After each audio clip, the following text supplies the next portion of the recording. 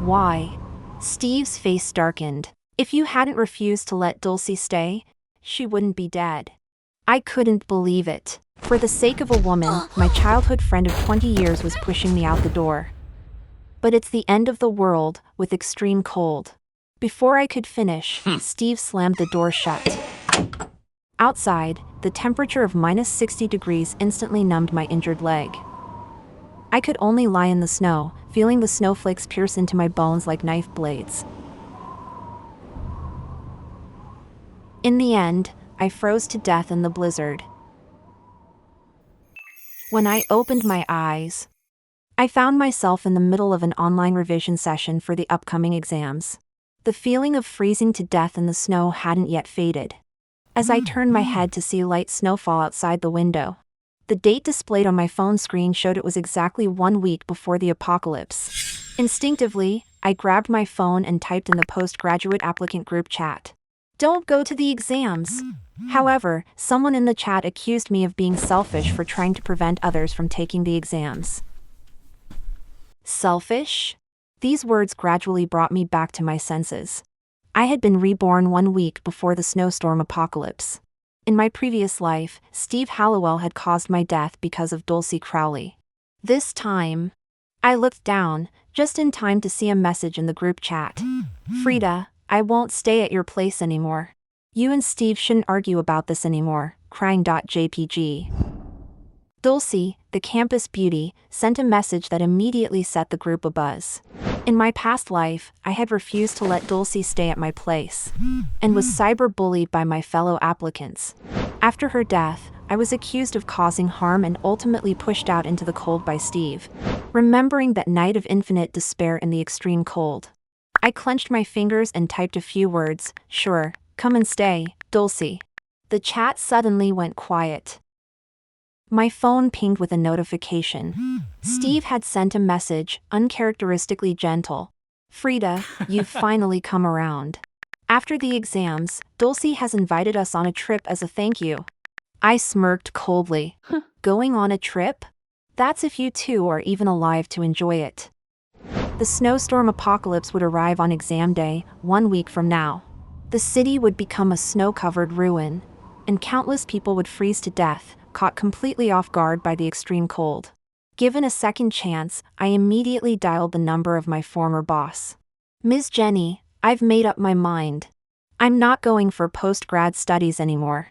I want to continue in this line of work." The woman on the other end of the line paused for a moment. "I'm glad you've thought it through. Post-grad applications are quite competitive these days. As it happens, I'm about to step down and move to another city. I can recommend you for a stock clerk position at the branch here." Feeling grateful, I casually mentioned before hanging up, "It's been snowing a lot lately. Might be wise to stock up at home." Back then, Steve and I came from modest backgrounds. To ease the financial burden on my family after starting university, I took a job as a stock clerk at the nearby supermarket. Steve had been subtly pressuring me to give up this job, insisting I should apply for post-grad studies with him, claiming it would open up more opportunities in the future. At the time, I foolishly listened to him and quit. But things are different now.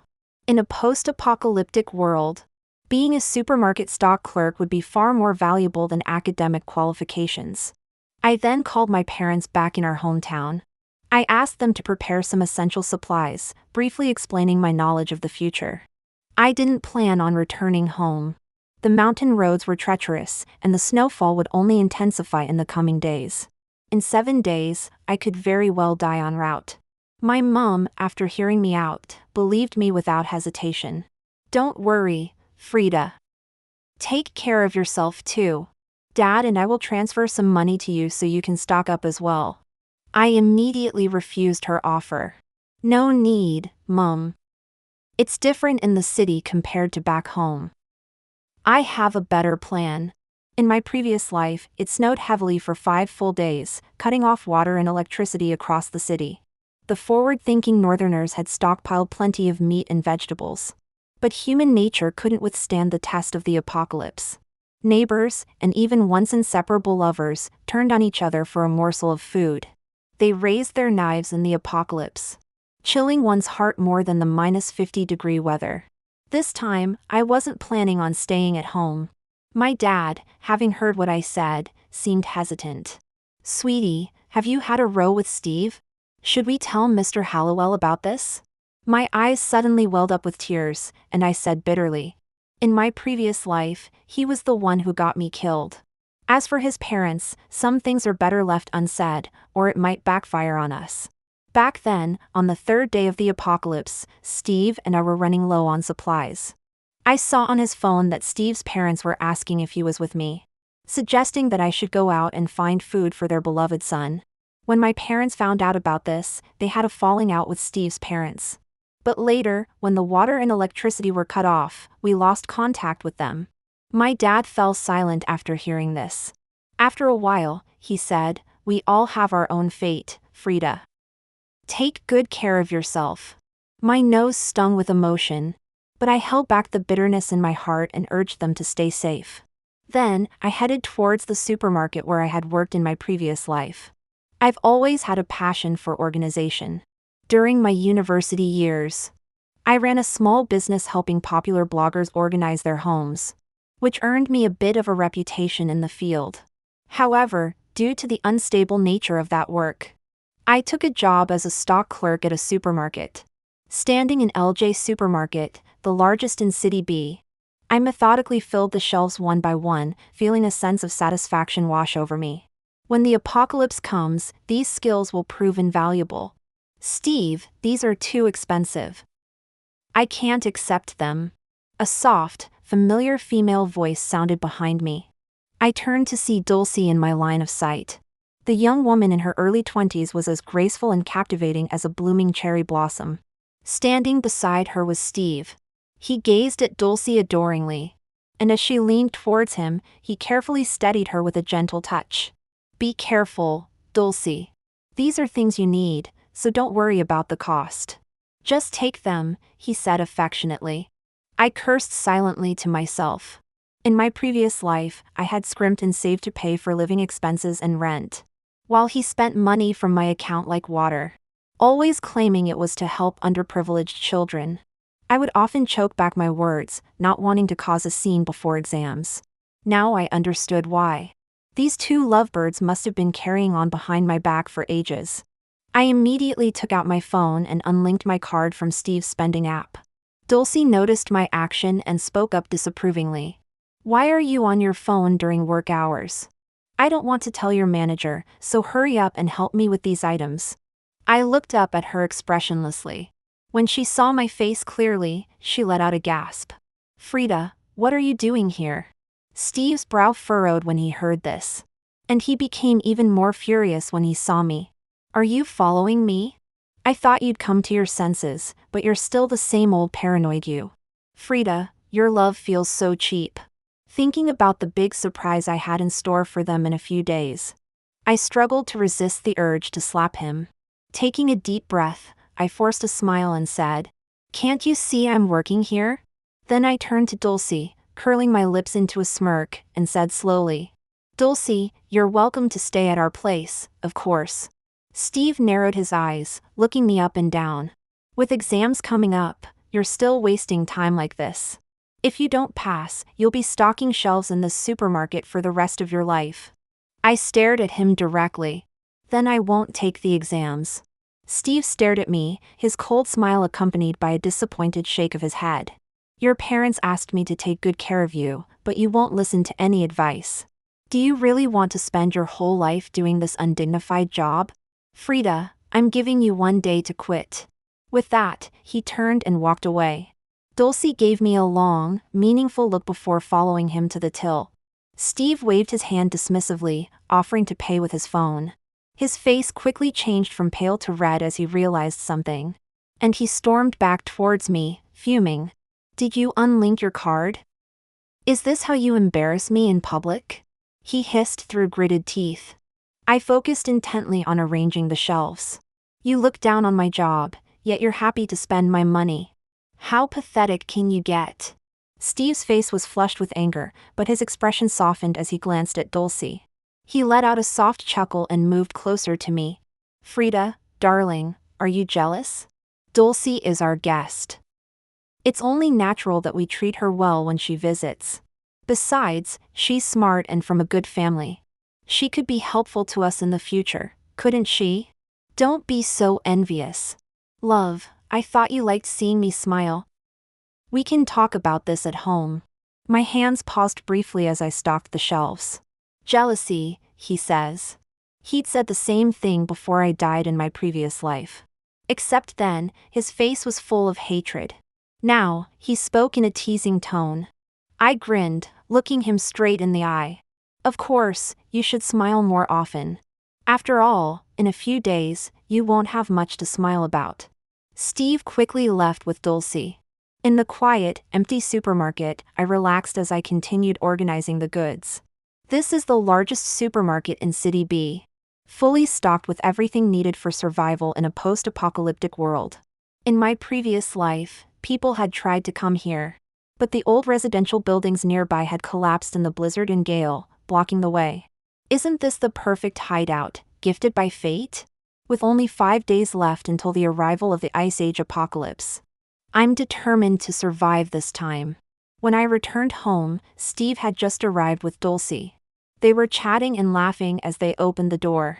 Dulcie flashed me a challenging smile. I'm just staying for a week. You don't mind, do you, Frida? I returned a faint smile. Not at all. Let's all live together. Steve and I rented a 1-bedroom flat. It felt particularly cramped after Dulcie joined our household.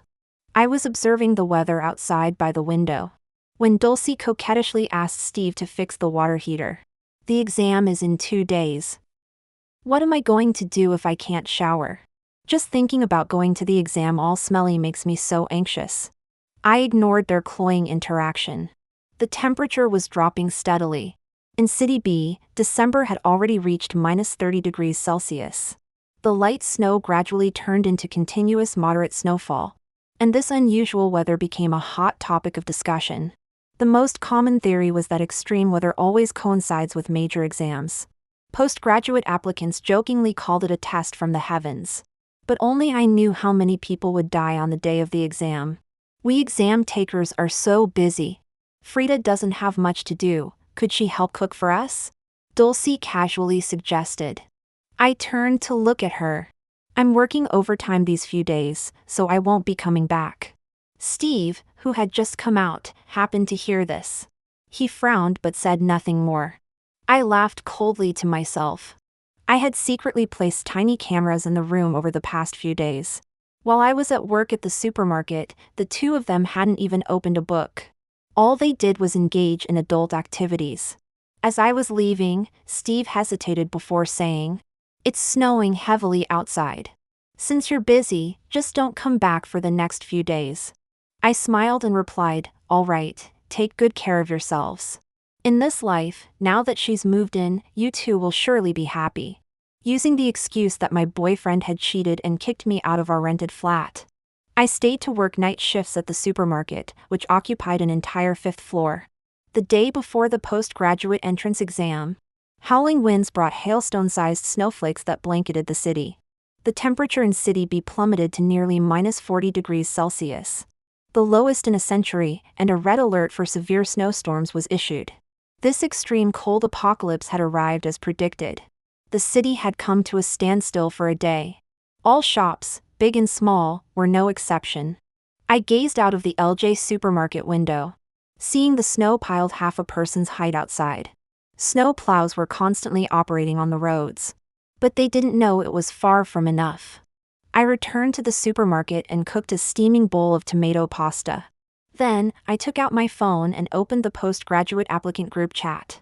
My fellow applicants were complaining about the heavy snow and the difficulty of traveling tomorrow.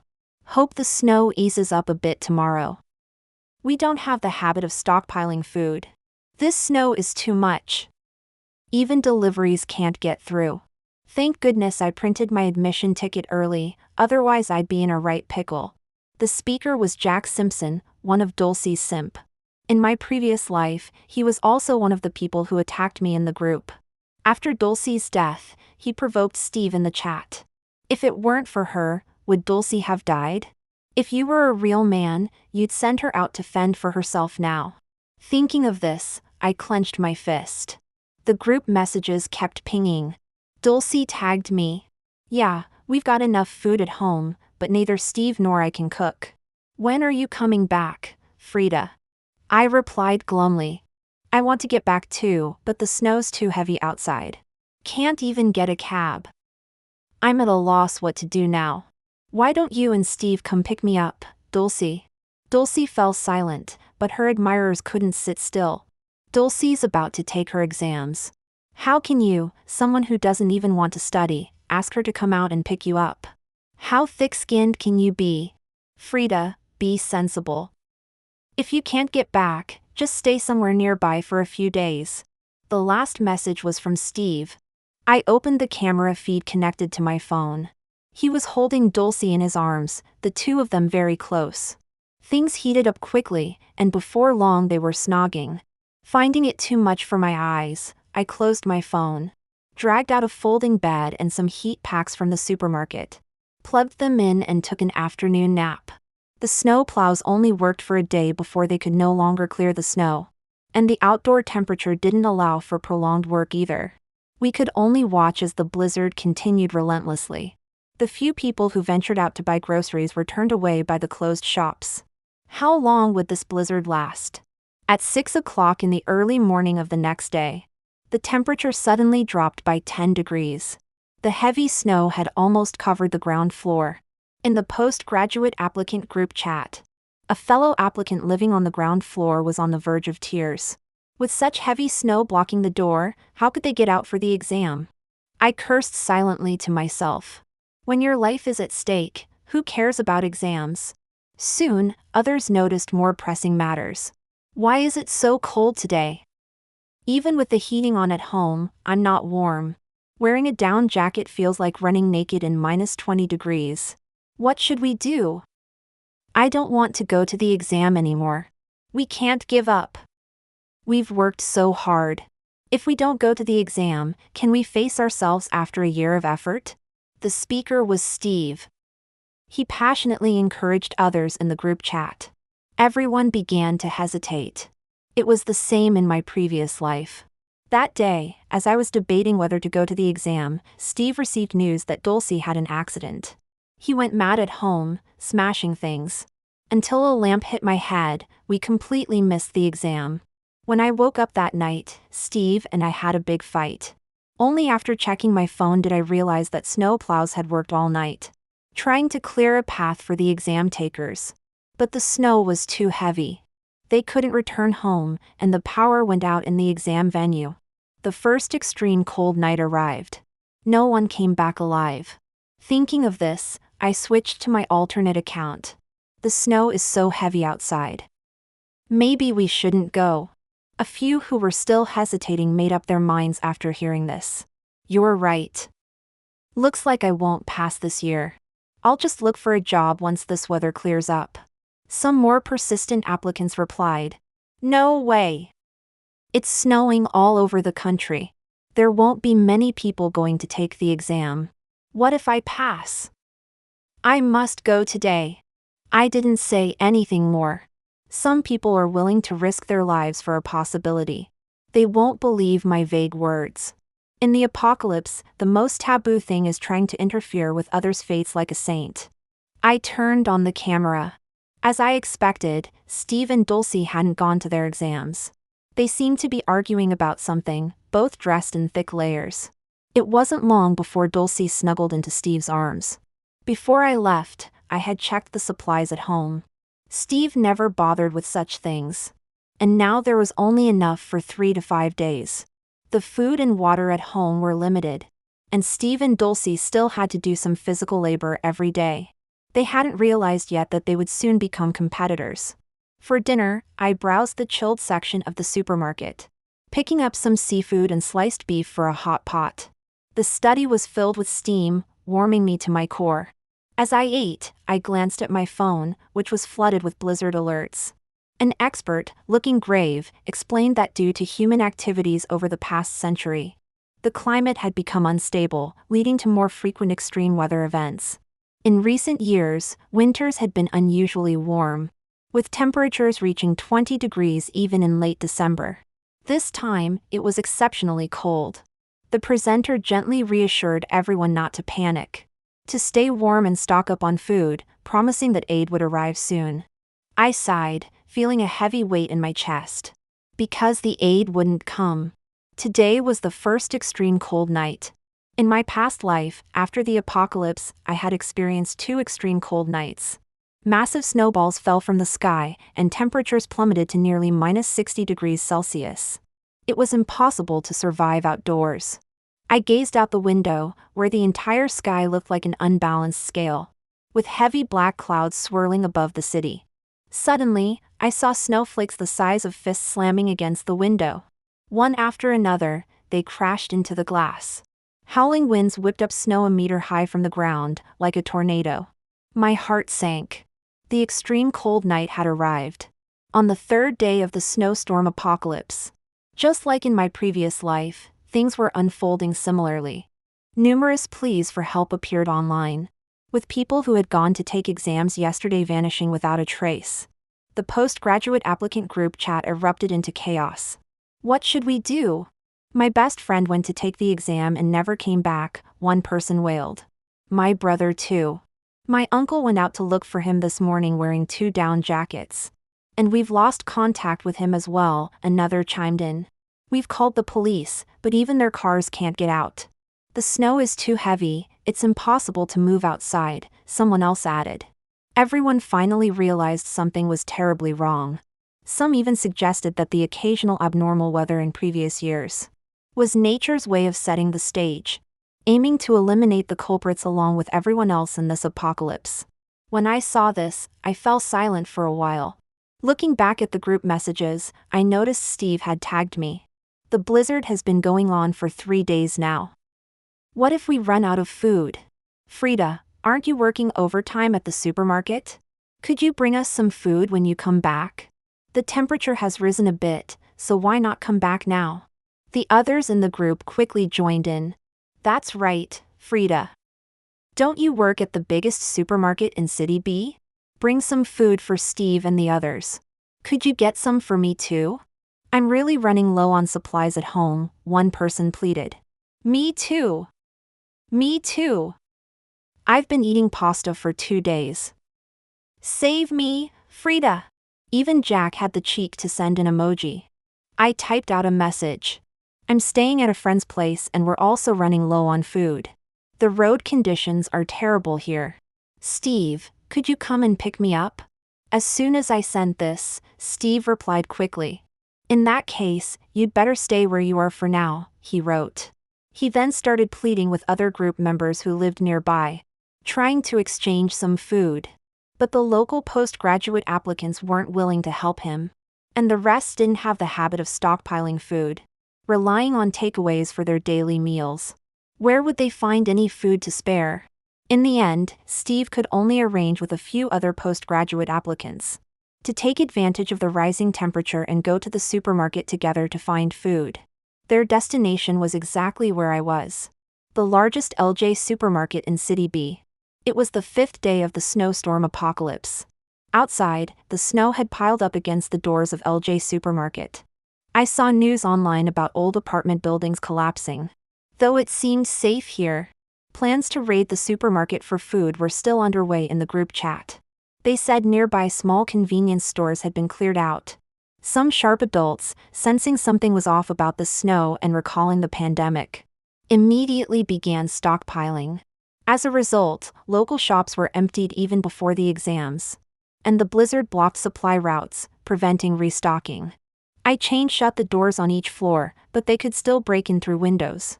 So I gathered weapons like axes and machetes for self-defense. According to them, today was the agreed time.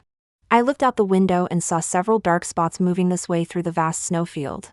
Someone in the postgraduate applicant group chat had outdoor survival gear. Looking through binoculars, I saw a line of people roped together to avoid being separated by the wind and snow. Collapsed buildings and endless snow stood in their path. Suddenly, my phone buzzed. I checked and saw it was Dulcie asking in the group. how they were doing and if they'd found the supermarket. Steve was busy forging ahead and naturally had no time to respond. Only when he was blocked by fallen buildings did a message appear in the chat. No good, road conditions are terrible and the snow's too heavy. We just looked through binoculars. The doors of this building haven't budged an inch, same with the windows. Seems they've been reinforced. Initial assessment is we need more tools and time to get in. Oh, by the way, there can't be anyone in here, can there? Reading this, my heart sank. Had I been discovered? I waited silently by the window. Steve and the others lingered briefly before leaving. Only after watching them go did I truly relax. Back in the supermarket. I cooked some steak and settled in with my tablet to watch Harry Potter contentedly. Not bad, there were enough supplies here to last me years. Just then, my phone rang with an ill-timed call. Steve's sinister voice came through. "Frida, it's you in the supermarket, isn't it?" I continued to play dumb. "What are you talking about?" "I'm at a friend's house." Steve scoffed. "Stop pretending. I've asked all your friends in City B, and none of them have seen you, let alone taken you in. I went to the supermarket today. There were people inside. You've been lying to me all along." I had mentally prepared for this, so I wasn't flustered when he found out. "So what if I am?" I retorted. Steve paused, his tone softening from his previous aggression. "Frida, we're out of food at home. Dulcie's health can't take it, and the road to the supermarket is blocked. I'll find some people to go with me tomorrow. Bring the food out nearby, and we'll go home together." Home? The scene of dying in the snow from my past life was still vivid in my mind. And a surge of hatred welled up inside me. "Thanks, but no thanks. If you want to end up in a box, I could arrange that for you." "Steve, didn't you want to take Dulcie home? You two enjoy your time together at home. I won't disturb your love nest." As soon as I finished speaking, Steve exploded on the other end of the line. "Frida Cardew, don't push your luck." I hung up the phone immediately. I went to the chilled section and pulled out a roast chicken, heating it up. I posed it for a photo and posted it on Instagram, visible only to Steve and Dulcie. Caption: "Merry Christmas." After posting, I opened the link to the camera at home. Probably due to the low temperature, the image was stuttering. Dulcie looked annoyed, seemingly complaining about something. Steve's expression was even worse. He raised his hand and slapped Dulcie. The next stutter showed Steve's face enlarged in front of the camera, his eyes bloodshot. In the next second, his lips curled into a smile. "Damn!" That startled me. I frowned, unable to understand what game these two were playing. But I soon found out. Because in the group chat, Jack spoke up. He said he had food and could bring it over to them, taking advantage of the recent rise in temperature. But he had one condition. He stopped there, but Steve replied with a single word: "All right." The blizzard had been raging for 7 days, with temperatures outside maintaining at -40 degrees Celsius. The snow had piled up to the height of a single-story building, and people living on the ground floor in the neighborhood were complaining in the group chat that they woke up to find their homes buried. They could only seek help from their neighbors.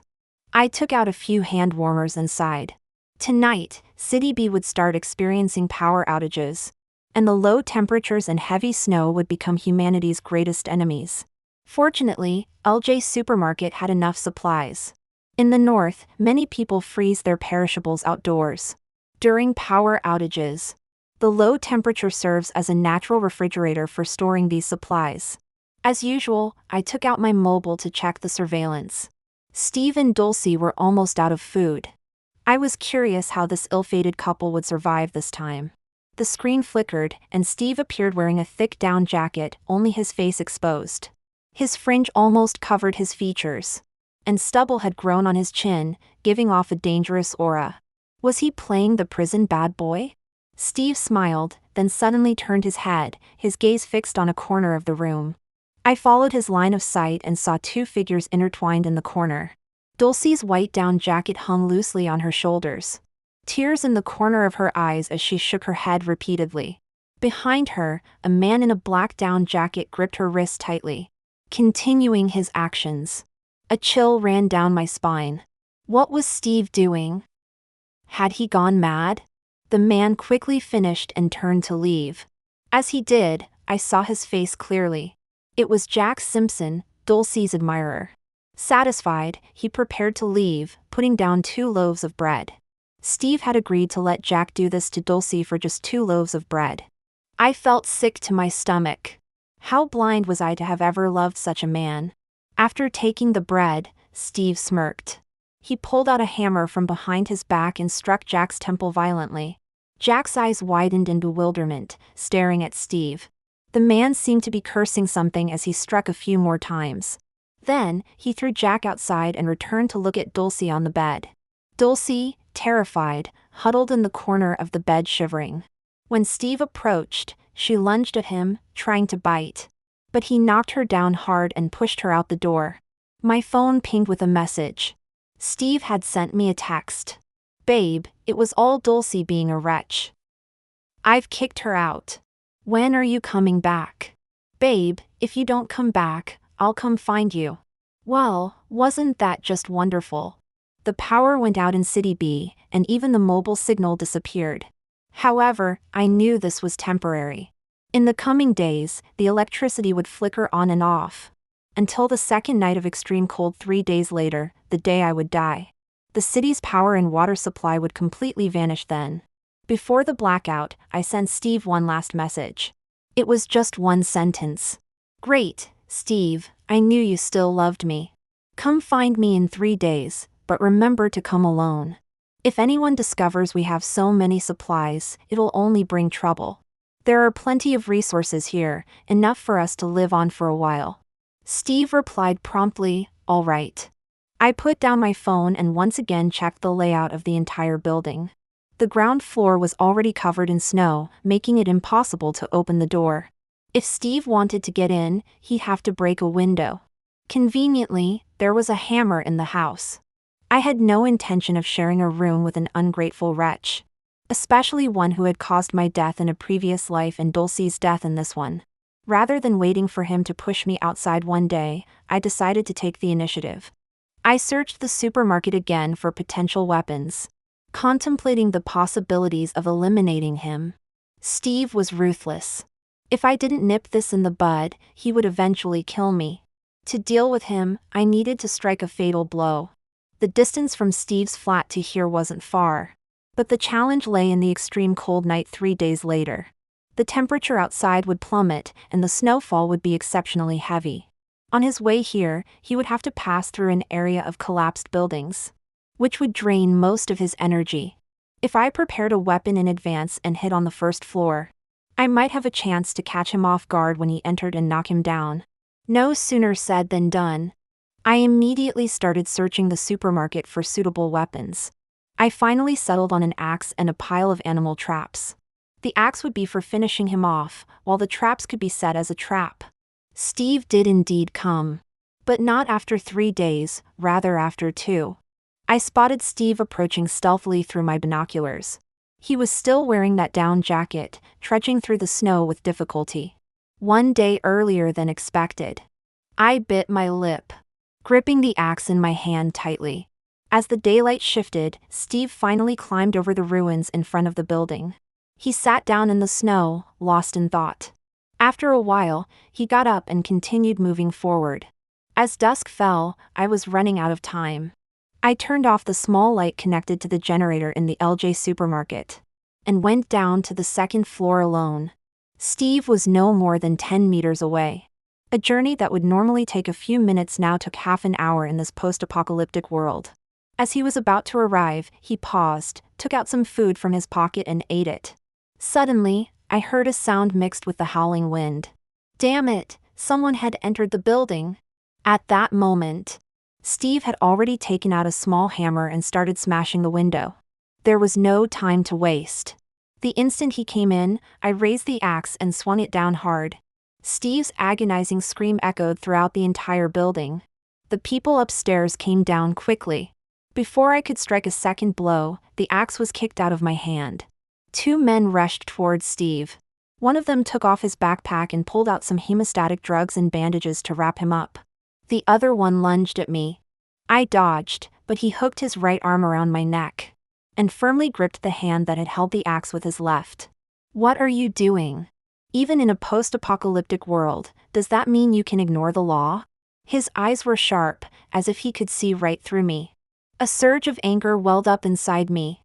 I was so close to killing that bastard Steve. I sneered sarcastically, "What if I told you he's a murderer? What if the people you've saved in this post-apocalyptic world are actually bad people who survived by eating the flesh and drinking the blood of their fellow humans?" The man hesitated for a moment before speaking softly. "If that's the case, then the law will punish him accordingly." I laughed coldly to myself, no longer speaking. How naive. In this apocalyptic world where people can't even protect their own lives, who cares about such things? Soon enough, reality would give him a harsh slap in the face. The three men were firefighters. City B had a limited number of helicopters, and they were doing their best to search, rescue, and stockpile supplies. When the blizzard hit, they searched many shopping centers. But because of the building collapses near LJ Supermarket, they arrived here later than planned. Steve was rescued and brought back. I'm not very strong, and he was wearing thick clothes, so his injuries weren't severe. After he recovered, he glared at me darkly. Then he said to the others, "A woman this ruthless is a danger to us all. Why don't we throw her out to fend for herself?" The lead firefighter, William Sinclair, frowned when he heard this and gave Steve a warning look. "In this massive blizzard, how do you expect her to survive if we throw her out?" He then discussed with his teammates. "The snow outside is getting heavier, and the temperature is dropping. It's not safe to go back now. We'll stay here for the night." The others agreed. They went to the supermarket and grabbed several pots of pasta. I watched them silently, then turned and took out some canned meat to give them. "Let's eat together. You can't take all these supplies with you at once anyway." I had no ulterior motives, just the natural respect that citizens have for the government and military who protect the country. Although I didn't agree with their methods and hadn't managed to finish off Steve, I didn't want to insult their sense of justice. Before the apocalypse, if Steve had caused my death, they would have come to serve justice for me. But in this post-apocalyptic world, everyone fears for their lives, and I can only protect myself. William gave me a long, deep look. That night, the three men set up their tents between Steve and me, separating us. But I still didn't feel safe. Tonight was the second extremely cold night, and the nighttime temperature was particularly frightening. I wrapped myself in a blanket and stuck several heat packs on my body, barely managing to warm up. In the middle of the night, the even breathing of the men echoed through the empty supermarket. Listening carefully, I could hear very light footsteps mixed in. I crawled out of the tent with as little movement as possible. A black figure was moving in front of William's tent, holding a hammer. Steve revealed a cold smile, raising the hammer towards the tent. The next second, he suddenly stopped moving. When he turned his head, my axe had already struck his leg. He immediately cried out in pain and collapsed to the ground. Steve's eyes widened, and unable to fight back, he looked at me in confusion. Why?" I smiled faintly. "I suppose it's because I'm terribly jealous." William was awakened by the noise. I turned and gestured to him. "Before you deal with me, you'd better check on your teammates first." Then, I dragged Steve outside and threw him into the vast snow. Blood flowed from his leg, soaking the white snow. A pair of eyes full of hatred stared fixedly in this direction. On this extremely cold night, he crawled to the window several times, looking at me pleadingly. I watched him at my leisure. "If you're fast enough and lucky, you might crawl home by tomorrow morning."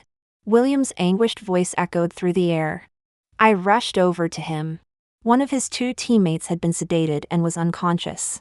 The other was already dead. The tent was soaked with his blood. William held his teammate's lifeless body, howling in despair. "Why? We came to save you. How could this happen?" I looked at him expressionlessly. "Because some people don't deserve to be saved. He killed 2 people and crept up here armed. Did you really think he came for a friendly chat? If good and evil don't receive their due, what's the point of your persistence? The evil in human nature grows in the apocalypse, but we can still uphold justice in our own way. William paused, stunned. When he looked up again, his eyes were filled with determination. I went outside to check on Steve. Unable to climb to the second floor due to his injured leg, he was covered in a layer of snow. I kicked him lightly. Good, he was stone cold. When I went back into the supermarket, I packed up the supplies and boarded the helicopter with the silent William. Let's go, we need to deliver these supplies to those who need them. The blizzard lasted for 2 years. And I spent those 2 years delivering supplies with William. The blizzard ended one spring. The heavy snow gradually turned to light flurries, and finally clear skies. As temperatures slowly rose, the snow melted gradually. And people began to restore production and order. The day I ventured out after the disaster, warm sunshine bathed my skin, and I finally got through to my parents on the phone. Fortunately, they had both survived. Frida, dear, your dad and I were so worried. We've decided to move to the city to live with you. A warmth spread through my chest, and I couldn't help but smile. That's wonderful.